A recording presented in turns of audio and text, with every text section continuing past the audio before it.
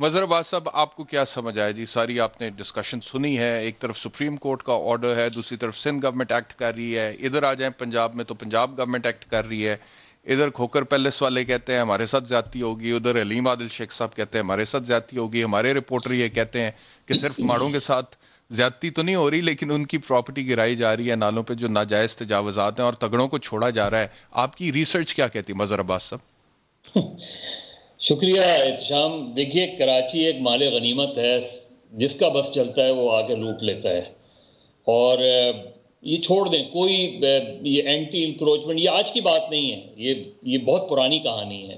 कराची की ज़मीनों पर किस तरह कब्जे हुए, कराची कोई हुकूमत उठा लें, क्या सिविलियन गवर्नमेंट, क्या मिलिट्री गवर्नमेंट, क्या पीपल्स पार्टी की गवर्नमेंट, क्या मुस्लिम लीग की गवर्नमेंट, मैं सिंध गवर्नमेंट्स की बात कर रहा हूँ, बाकी तो छोड़ दें आप। ये इस तरीके की आप मुझे बताएं ना कि कराची बिल्डिंग कंट्रोल अथॉरिटी थी, उसे सिंध बिल्डिंग कंट्रोल अथॉरिटी कर दिया, बाकी जगहों पे वही बिल्डिंग कंट्रोल अथॉरिटी है। ये बिल्डिंग कंट्रोल अथॉरिटी जो है, ये बेसिकली कंट्रोल करने के लिए, और ये जितने इदारे हैं ना, ये असल में इनकी इमारतें गिर जानी चाहिए, क्योंकि ये करप्शन से इतने करप्शन की बोझ तले इतने दब गए हैं ये इदारे, जिसका आप तसव्वुर नहीं कर सकते। आप क्लिफ्टन के ऊपर, मैं कहां से शुरू करूं, यही मुझे मसला हो रहा है कि मैं शुरू कहां से करूं। क्लिफ्टन के ऊपर एक बहुत ही अच्छा बड़ा हॉस्पिटल था। ये वो हॉस्पिटल था जहां मुर्तजा भुट्टो जब जख्मी हुए तो उधर उनको लाया गया था। अब ये हॉस्पिटल के लिए दी गई थी ना इमारत। आज जाके देखें वहां कौन सी बिल्डिंग खड़ी हो रही है। एम्यूनिटी प्लॉट्स को, ये जो कन्वर्जन होती है ना, रेजिडेंशियल एरिया को कमर्शियल कर दिया आपने। आप पूरे डीएचए उठा के देख लें, आप जाके देख लें, कमर्शियल एरियाज देख लें, रेजिडेंशियल एरियाज में कमर्शियल एरियाज खुले पड़े हैं, लगे पड़े हैं। आप पूरे सुपर हाईवे पे चले जाएं, राइट और लेफ्ट आप चलते चले जाएं, आपको अंदाजा हो जाएगा, तहकीक कर लें। इतना ज्यादा गोरख धंधा है कि जिसका अभी मैंने हाल में जो कॉलम लिखा था कि गदला सियासी मैदान, खेलों के मैदान ले लें, स्कूल्स इंस्टीट्यूशंस ले लें, हॉस्पिटल्स ले लें, हॉस्पिटल्स में क्या क्या होता रहता है, उसकी ज़मीनों को किस तरह इंक्रोच किया जाता है। तो बेसिकली ये नेक्सस है बिटवीन क्राइम एंड पॉलिटिक्स। ये नेक्सस है, इन सारे लोगों का नेक्सस है, किसी एक को ब्लेम करना वो नहीं है। अलीम आदिल शेख साहब ने कैसे ज़मीन ली थी, किस तरह ली थी, मुझे नहीं पता। अब ये तो कोर्ट में जाके चीज़ें पता चलेंगी, खुलेंगी।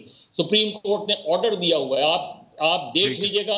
सर्कुलर रेलवे नाकाम होगी, यहाँ नहीं चलने देंगे, यहाँ ट्रांसपोर्ट नहीं चलने दी जाती। यहाँ जिन नालों की अभी आपका रिपोर्टर बात कर रहा था, उन 3 बड़े नालों का ये मसला नहीं है कि किसकी पॉलिटिकल, या एथनिक मसला भी है। इस नाले पे कौन सी एथनिसिटी बैठी हुई है, किसकी इंक्रोचमेंट है, इस नाले पे किसकी इंक्रोचमेंट है। तीसरे नाले पर, 3 बड़े नालों पे मुख्तलिफ, और ये जब एक मीटिंग हुई थी उसमें ये कहा था कि किसी एक नाले को नहीं क्लियर करवाएं, अगर करवाना है तो तीनों को करवाएं, वरना एथनिक इशू बन जाएगा। तो जिस शहर और दूसरा मुझे ये बताइएगा मजहर साहब कि महमूदाबाद नाला जो है उस पर नाजायज कब्जा करके थाने भी बने हुए हैं, इज दैट करेक्ट? सर, सिर्फ थाने नहीं, आप एक जमाने में यहाँ बहुत बड़ा स्कैम आया था समद दादाभाई का। उसने बहुत सी प्रॉपर्टीज ली थी, उन प्रॉपर्टीज पर थाने बन गए थे, उनकी बहुत सी प्रॉपर्टीज पर थाने बन गए थे, और वो सालों चलते रहे। उसमें कोर्ट में मामला चलते रहे, चीजें इधर से उधर होती रहीं। कोई एहतशाम, कोई ऐसी जमीन नहीं है जहां, शायद अगर 10% हो, 20% हो तो मैं नहीं कह सकता, वरना 70 से 75% या 80% इस तरह की जमीनें हैं जिन पे कहीं ना कहीं 2 नंबरी शामिल है। आप पूरी बिल्डिंग, मुझे तो पता नहीं, वो रेंजर्स 2013 के बाद उसने छापा मारा था बिल्डिंग कंट्रोल में, हजारों की फाइलें ले गए थे। उसके बाद उन फाइलों का क्या हुआ ये आज तक नहीं पता चला कि वो फाइलें वो ले क्यों गए थे, उन फाइलों के नतीजे में चीजें क्या सामने आई।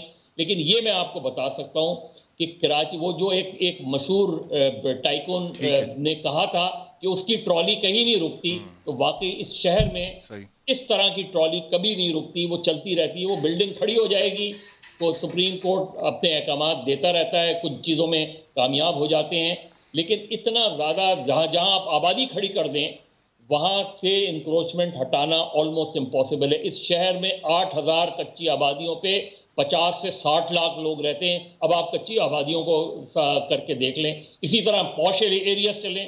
پوش ایریاز میں آ کے تو دیکھیں آپ ہو کیا رہا ہے پوش ایریاز میں.